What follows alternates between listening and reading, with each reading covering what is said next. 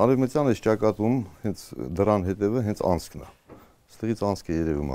Անցքներով իջնում է եւ գետնովով գնում է դեպի մոտակա ձորակը։ 5-րդ դարից ժառանգած Սուրբ Ծիրանավոր եկեղեցու տարածքում հայտնաբերված գետնուղին է։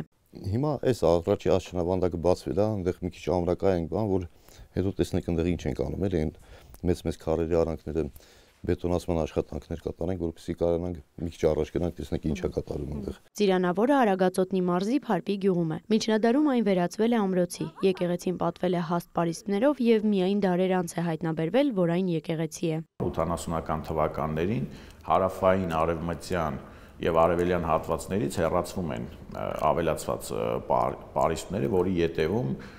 դուրս են գալիս զարդանախշեր, բավական հետաքրքիր ճարտարապետական դետալներ, ինչպես նաև Բագրատունի թագավորների արձանագրությունները։ Բագրատունիների օրոք եկեղեցին դեռևս ամրոցի վերածված չի եղել։ Ամենայն հավանականությամբ դա տեղի ունեցել Զաքարյանների օրոք։ Եկեղեցին քրիստոնեական առաջին կառույցներից է։ Միանավ է, խորանն ու լուսամուտները պայտաձև են։ Բնորոշ վաղ միջնադարին։ Այս յուրահատուկ կառույցի վերականգնումը սակայն սկսվել է 2023-ին։ Հարևանները մտած, դելերի քարերը թափված, մի քաոս վիճակ։ Առաջի տարին մաքրեցինք, մեծ քարեր կային, այս ամրոցի քարերը բանը մաքրեցինք ու սկսեցինք փայտե կամարանացի տախտակամածի կապում եւ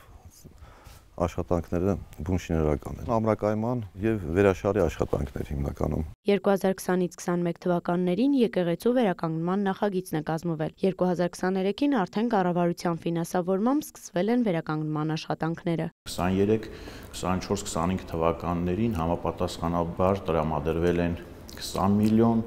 122 միլիոն եւ 100 միլիոն ՀՀ դրամ։ Ընդհանուր նախաշվային արժեքը կազմում է 301.9 միլիոն դրամ։ Եկեղեցում այժմ էլ վերականգնման աշխատանքները շարունակվում են։ Շուրջն էլ պարսպապատել են, որպեսզի հարակից տներից առանձնանա։ Հիմա ներսում են աշխատանքներ կատարում, լվացման աշխատանքներ, մաքրման աշխատանքներ,